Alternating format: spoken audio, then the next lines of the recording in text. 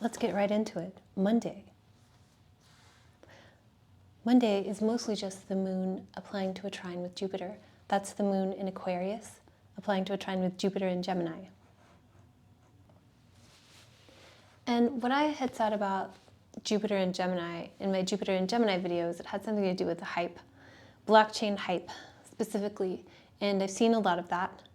And the moon in Aquarius specifically, like this Pluto in Aquarius, like outer planets, Pluto in Aquarius, Jupiter in Gemini, blockchain hype, because Pluto is like the evolution of Web3 mass adoption versus like Pluto in Capricorn is the Bitcoin white paper.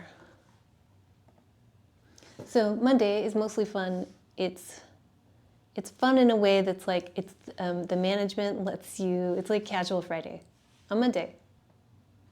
And there's a lot of stuff going on. Like if you go to the after party on Monday, then there's a lot going on. We have the moon squaring Uranus. So late night, like it feels like Monday's a pretty inspiring day overall, like inspiring ideas. However, Monday night, it's the moon squaring Uranus. And we still have a lot of Uranus stuff happening this week, different from last week, but last week was the sun conjunct Uranus. So if that's loud in your chart, or it's happening in a place that's activated for you all the time or just this year, then Monday or last week was a lot. And we're getting more Uranus aftershocks this week.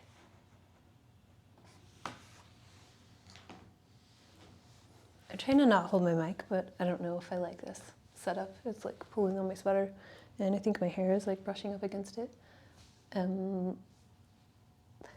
Anyway, so on Tuesday's more complicated, and there's a lot of stuff that happens in the early morning that might translate more readily to late night on Monday, or like in the middle of the night on Monday. Something keeps you up, or you decide to stay up, or you miss it. You just allow it to miss you.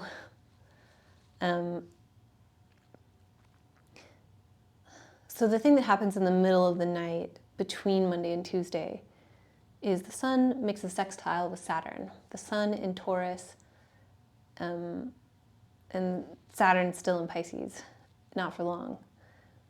So this is an interesting contact of like, what did we learn since March of 2023? And how have you grown up in the area, whatever Pisces is in your chart? And what have you been building in the Pisces realm? Sometimes that could be like a fantasy world, or all of like branding and creative direction is very focused on world building, which was named as a thing at the outset of Saturn in Pisces. So what have you been building? Also, the Sun-Saturn conjunction occurred on March 12th of this year, and that's the Sun's yearly encounter with Saturn. Saturn's yearly encounter with the Sun, like being cleansed by the Sun's rays. What the hell does that mean? When a planet is really close to the Sun, by conjunction, it's considered quote-unquote combust, or Cazimi is when the planet is exactly conjunct the Sun, and that imparts it special powers for a very short time. But a planet conjoining the Sun is like, we have a cycle. It's like a yearly cycle with each planet, and not yearly because, like, for instance, Venus's synodic cycle is about a year and a half, and Mercury's, it happens 3 times a year. So it's just what the archetypes rhythm with the center, the coordinator, the leader, and there's a connotation of being cleansed. So back in March, something having to do with duty, grief, obligations, discipline, commitment, building, stuff like that. Death underwent this cleansing, yearly cleansing process where we close down the end of one cycle and we begin another. And this is the opening sextile. So now the light of the sun is coming from a place that's very solid, and looking back at the management, it's almost like the king in the, like a prime minister figure. That metaphor is not exact, but Saturn is very like the management. It could be middle or upper management, and that's very different from the type of leadership that could be characterized by the divine right of kings. So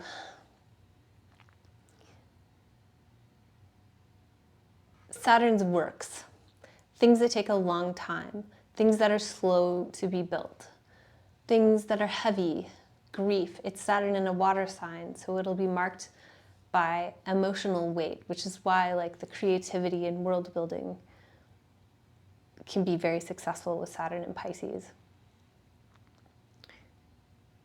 The sun is coming from a solid place, looking at Saturn and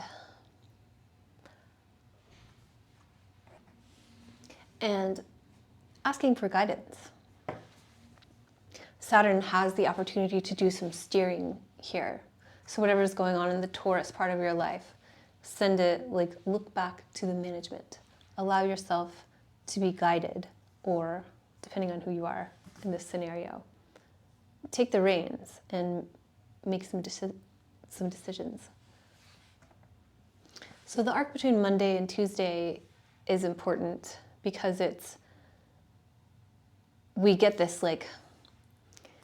pinged by this, like, the structure of leadership and management and what it means to build and lead, and also just illuminating, looking at the management, which now is good for that because there's going to be a change in management very soon.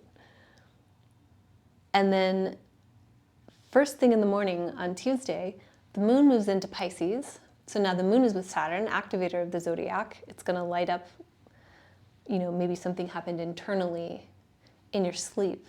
You processed something, some things fell away.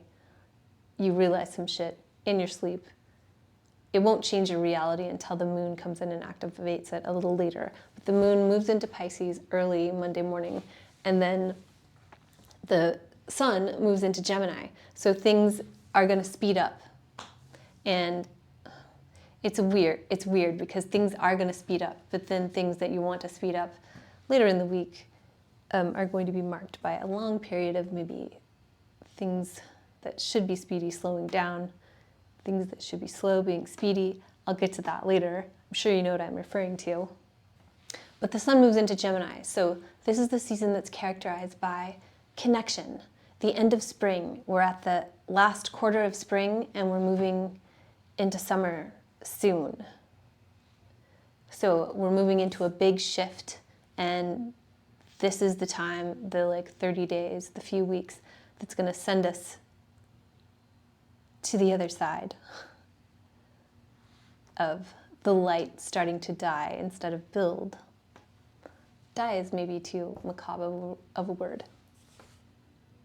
But the next few weeks, 4 weeks, will be much more characterized by connection as opposed to methodically building momentum in a rhythmic way, or just characterized by being reliable or steady and acquisition. Wednesday is very interesting because we have the moon sextiling Mercury, which has just I'm sorry, I jumped the gun. That's kind of what this signature is about a little bit. It's like a jumping of the gun. So that's funny. The moon sextiles Mercury. Mercury is at the very end of Taurus. And later this week, Mercury is going to move into Gemini. But Mercury has been like methodical planning, taking out policies, making sure we'll be okay in the future. What are we going to build? What are we going to plant? And how are we going to protect it? How are we going to protect it from being stolen? How are we going to protect it from bad weather, if the crops fail? All those things with Mercury and Taurus. What if we run out of supplies? How do we amass enough supplies? How do we maintain those? Keep like a well-stocked larder of well-maintained supplies and provisions that we can first in, first out, go through in an efficient way. It's all that type of planning that's been happening with Mercury and Taurus since the first week of May. So what's interesting about this, excuse me, I don't know, it just happened. That was like some throat chakra stuff. What's interesting about this is, and it's also like very in line with the signature of what I'm trying to talk about, Mercury later this week is going to conjoin Uranus. So Mercury, the moon is pinging Mercury from Pisces, and it is just about to conjoin Uranus. So this might be something popping off like a little prematurely, or like it might signal like phase one of a series of events. This like Mercury conjoining Uranus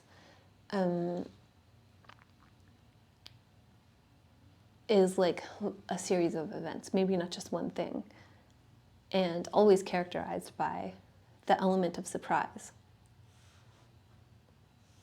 And also, it's like an interesting mirroring, like echo or something regarding the sun's sextile with Saturn in Pisces. So it's like all characters in the story are connecting, not all characters, but 4 characters in the story are connecting in the same way. I hope that diagram with my hands helped you understand what I'm saying. So this connects to something later in the week, and that's all Wednesday is. That goes exact in the evening / night, depending on where you are in North America. That's where I am, so that's the perspective I'm speaking from. And that's all day Wednesday. So Wednesday is different. We get a shift, you know, every time the moon changes signs, you get a little shift in tone, but on Tuesday morning, the moon changes signs and the sun changes signs. And we're also winding down the lunar cycle. We're in now the last quarter of the moon, so we're finishing stuff. So Tuesday feels different, Wednesday feels different, and is characterized only by this like moon Mercury thing that will come back up later, or like you get a hint of something that's connected to whatever happens on Saturday. And Wednesday night seems pretty fun. Mars and Venus are trining in a fire sign, and the sun is now in an air sign. So that seems fun, magnetic, alluring. It's the word I keep thinking of is fun. And Venus is ruled by Mars in Leo. So have a good time. And it seems like kind of rowdy and performative. And also the moon is squaring Jupiter in Gemini. So it's the moon in axial alignment with Jupiter, which is always fun, but it's like at a price, or it doesn't quite come as easily because the moon in Pisces wants to chill, but we're having this like really fun Mars-Venus thing, and Jupiter's in Gemini being all over the place still. So you might like your plans to take a beer bath, that's a thing, might be thwarted by going to see Cirque du Soleil or something. I'm telling you exactly what that is for me. That's like my dream example of this, is like oh no, I can't take a beer bath. I don't enjoy alcohol, by the way, but a beer bath is something I haven't done in a long time, but you basically just pour a beer in a bath and it's like spiritually cleansing, and you feel good afterwards. Not like high on beer anyway. So that's my example of like, oh no, I can't take a beer bath because I have to go see Cirque du Soleil.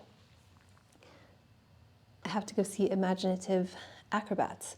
And also the moon, because Mercury is about to conjoin Uranus, the moon sextiles Uranus in the wee hours, like / early morning on, what is that, Thursday? I didn't write down my days of the week.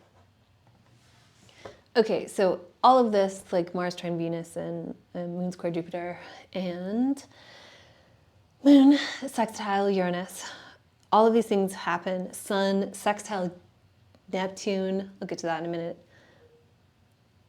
They all happen in the middle of the night between Wednesday and Thursday.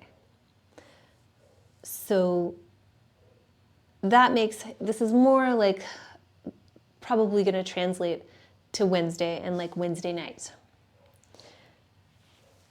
And so the sun makes its opening sextile with Neptune, and that's interesting and different. That's like something is changing. If the Sun-Neptune cycle is important to you, or it happened somewhere important in your chart back on March 19th is when the sun conjoined Neptune. So this is another opening sextile of the sun with a slower moving planet in Pisces, that it conjoined in Pisces. However, this is different because now the sun is sextiling Neptune from Gemini to Neptune in Aries. So it's very different, and this is related to how the future is different, how the next decade and a half is different. Now we're getting signals. So that's what Thursday is a signal. Sorry, I didn't finish that sentence. Thursday is a signal regarding the future. And I raise an eyebrow, or I'm like, there's something that is not yet known, or some kind of foreshadowing. But what's a word for foreshadowing that is more like forelighting, because it's the sun. It's not so much shadowing, or I don't know, maybe Neptune is casting over shadow from Aries, but it's air sign to fire sign, so there's something like a lighting conditions. It's like we're seeing the lighting conditions, the lighting for a scene that the characters that are where the scene's really going to go down aren't really there yet. And it's Saturn's about to move into Aries, and later Jupiter, not Jupiter. Jupiter is about to change signs as well, but Uranus is going to move into, see, I'm sorry if my hair is like brushing up against my mic. Uranus is going to move into, I need something to do with my hands. I don't know what to do with my hands. Uranus is going to move into Gemini. So this is interesting for that reason, because Uranus is also going to contact Neptune and Pisces eventually.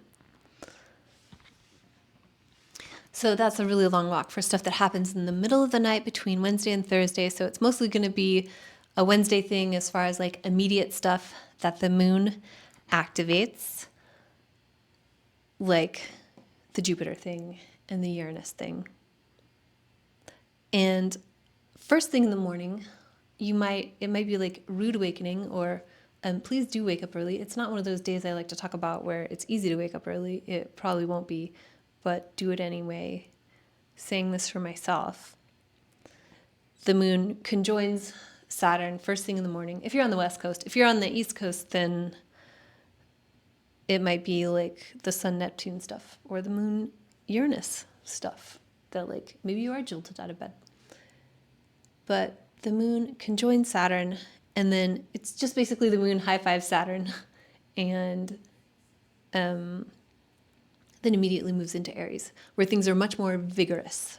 So instead of the moon squaring Jupiter and Gemini, now by sign the moon is sextile, and it's like the energy can flow maybe a little easier. So Thursday is a pretty fast day. It has like fuel. It's gassed up, or like good for gassing someone else up, or yeah, for either of those things. And there's a lot of like, there's fuel for the fire on Thursday, which is a very cliche way to describe some Aries astrology. So the moon conjoins Neptune. So the sun sextile Neptune thing that happens in the middle of the night, it will be activated, like more of a Wednesday thing, all these things going on. But the moon's going to come through and activate everything from Aries. So the same but different. The moon conjoins Neptune and then immediately sextiles the sun in Gemini and then sextiles Pluto. So we get an echo of that, like back on Monday when the moon was in Aquarius, trining Pluto, or trining Jupiter, which I am connecting because Pluto's there. Like the management is overseeing the moon when it's in Aquarius these days. The corrupt management, the corrupt secret management, not like the overt, easy to message management. It's like the management that it insists it doesn't exist. That's Pluto in Aquarius. Very, very the man behind the curtain.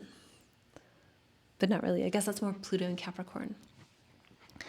I cannot like, I can't get a good like talking flow today. I keep blinking. So most of Thursday is all these signals about the future and more of foreshadowing, except with light. And Aries is Saturn and Neptune are going, so Neptune is already in Aries and Saturn is coming and it's making things real. The thing I don't know if I've mentioned, I guess maybe I mentioned it last week. I don't remember. It's all, I just like talk to you and then I don't remember what I said. I tell you the things I've been thinking of all week and that's it. So did I talk about how the real ID stuff is being enforced? So the thing I keep saying about Saturn, Neptune, and Aries is going to be like the more mandatory metaverse. And that's what your digital ID is about. Your entry into the metaverse is mandatory. You won't have a choice. It'll be luxury to live in the real world. So that's not to be like a downer, but I mean, no buts. And, okay, not but, not and. So when things are in Aries now, it's very oriented towards the future. You might not say that all the time for like an Aries thing, but since Uranus moved through Aries several years ago and brought us Instagram and brought us, we live our lives on social media, our profile page is like a life resume, and our identities become more and more what we imagine it for ourselves or what we curate for ourselves.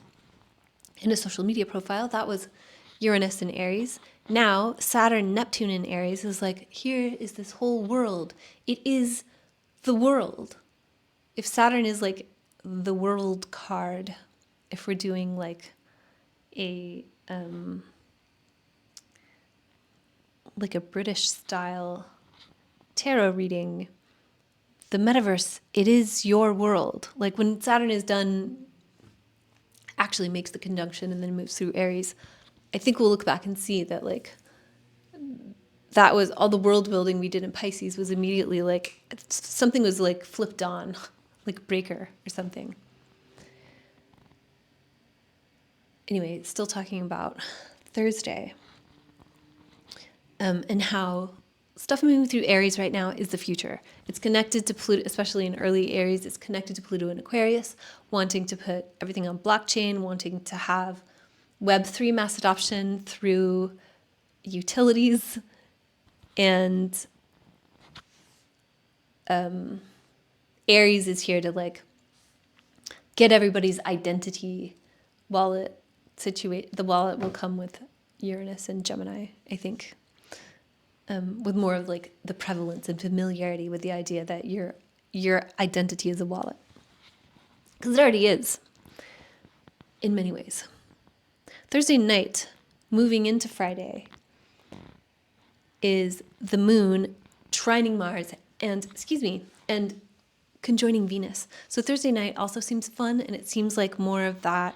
You don't have plans to take a beer bath. You're just going to go watch the fire breathers and imaginative acrobats, or whatever you're doing with Mars trining Venus. Mars trining Venus with the moon trining Mars and Mercury. Sorry, I'm just saying, it's just like, I was just being a robot there, just saying planets. The moon conjoining Venus, the moon trining Mars. It makes me feel like also Thursday evening has like some gas, like has some go-go juice, if you will. And also Friday morning, because the trine with Mars doesn't complete until around 1:30, 1:15 Pacific time. And around that time, because Mars and Venus are very connected in the sky right now, the moon immediately conjoins Venus. Excuse me. And Friday seems fun also this week, because so most of Friday night is just the sun applying to a sextile with Jupiter. Sorry, the moon. The sun is also doing something. The sun is trining Pluto from Gemini. So that's more of that blockchain hype that happens in the wee hours, or like, no, it doesn't. It happens early, like 9 a.m. Saturday morning.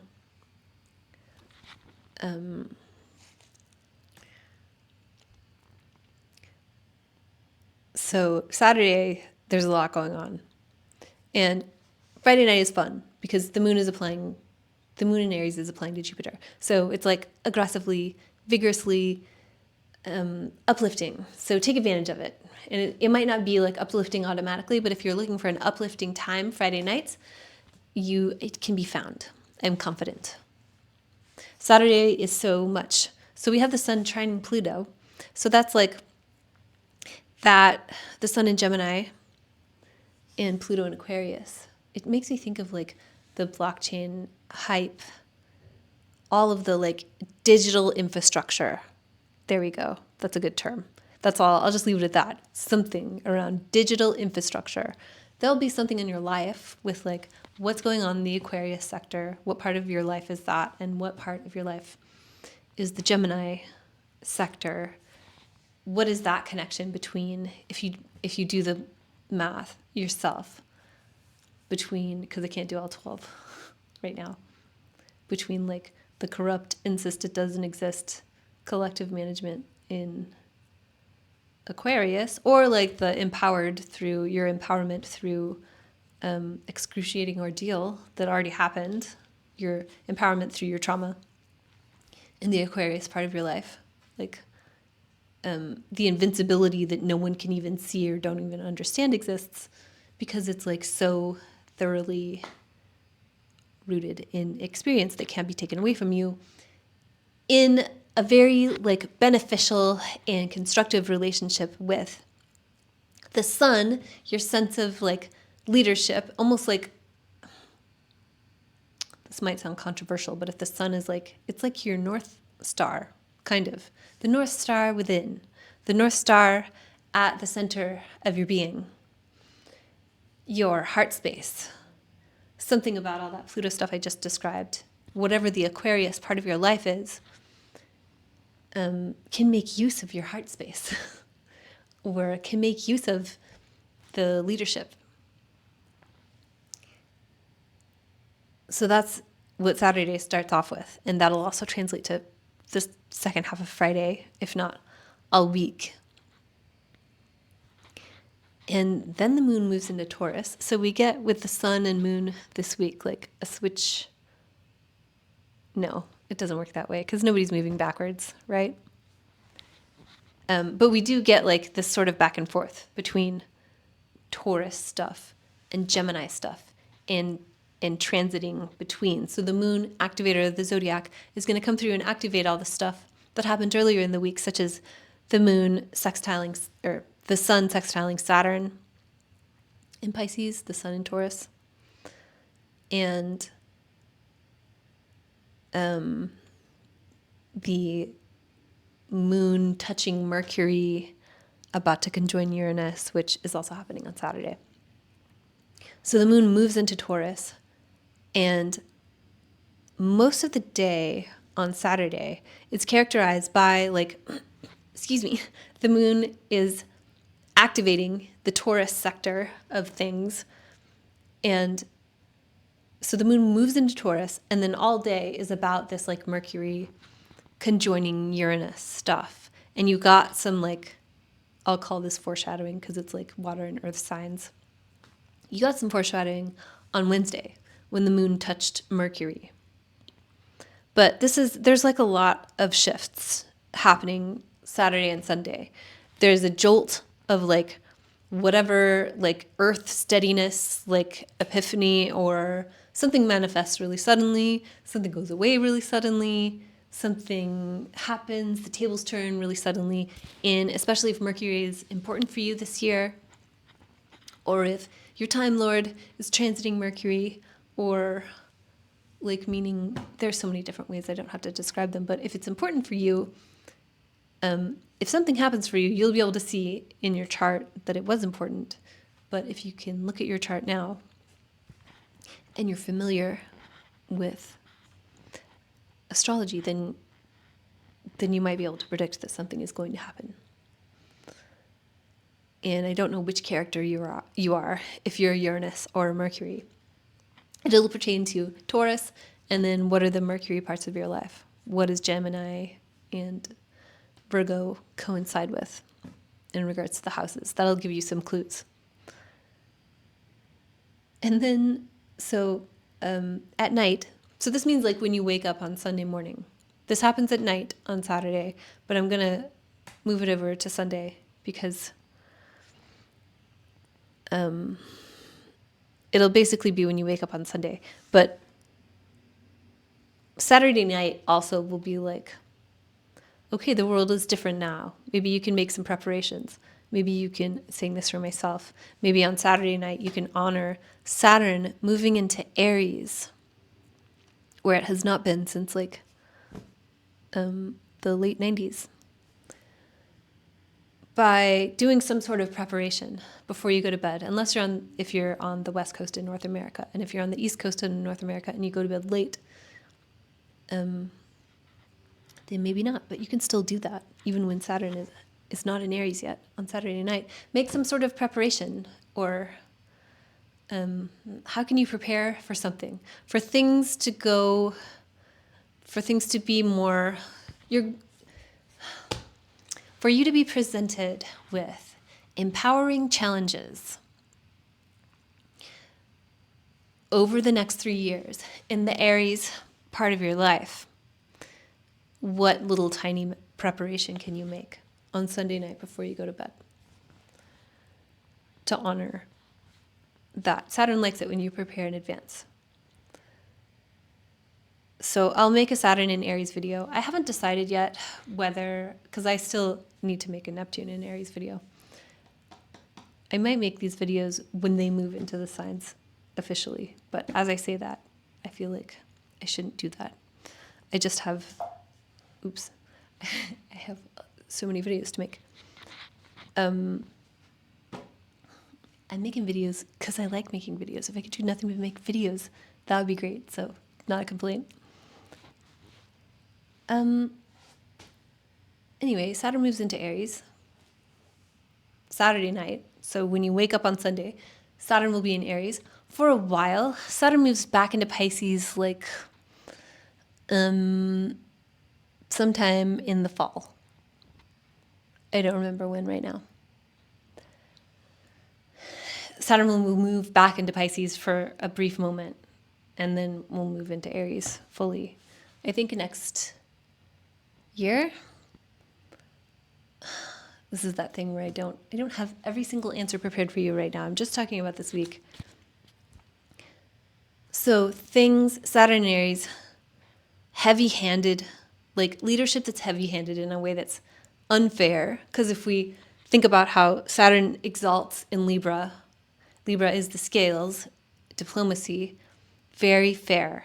Saturn in Libra, unfair.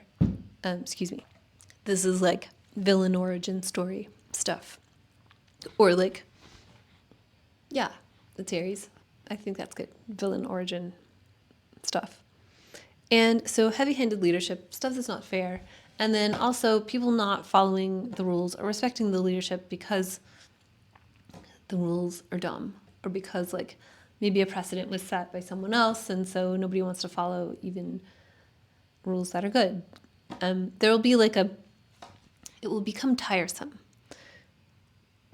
to interact with the bureaucracy.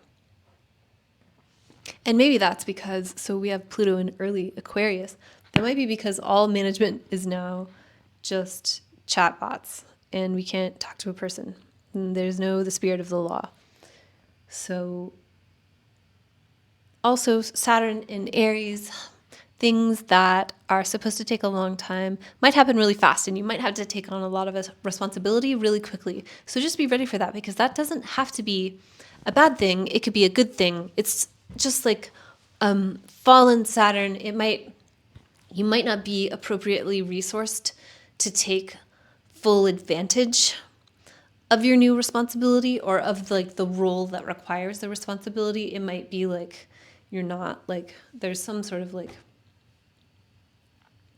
since it's too early, you might not have what you need, whatever that is, time, money, help, whatever it is, any like 4 billion other things, to like take full advantage of this new responsibility that showed up out of nowhere.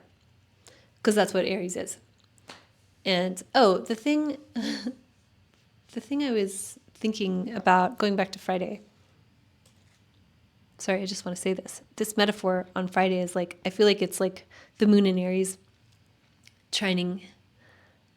I guess it's more like, my finger knew the answer. More like Thursday night, the moon in Aries trining Mars and Leo. I just think like you have acted, when you pull I've never done this in my life, but when one pulls the chain on a chainsaw and like gets it going, that's Friday night. That's Thursday night into Friday. I digress. So yeah, there's maybe a lot of responsibility coming very quickly, or maybe something that is supposed to happen quickly, Saturn shows up and it's massively delayed, and it becomes like a 3-year journey of getting to where you thought you should be with this, with like something that was supposed to be imminent, maybe just takes longer. Then it's more of like a whole journey than like seeing the results of the next step. Also, Saturday night, the moon is squaring Mars. So with Saturn having moved into Aries, and sorry, I'm checking to make sure that I'm recording, because I do that a lot now, where I just like, I pause it and then I forget to turn it back on. Saturn moves into Aries Saturday night, if you're awake while that has happened, and then the moon, activator of the zodiac, is in Taurus, squaring Mars, in Leo, and Mars is opposing Pluto by sign, and the moon is squaring Pluto technically, and Mars rules Saturn. So you're going to see something, if you're up late, just go to bed. Saturn likes it when you go to bed early. Maybe just go to bed early on Saturday night, because that seems just aggro aggro in a way that is like the beginning of a story. So maybe you don't want to begin that way. So just go to bed. Go to bed early on Saturday night. And on Sunday is just like the fallout from that. So if you can manage to like just allow the moon squaring Mars situation to just skip you. I mean, I don't think. It's technically the moon is applying to Mars all Saturday evening.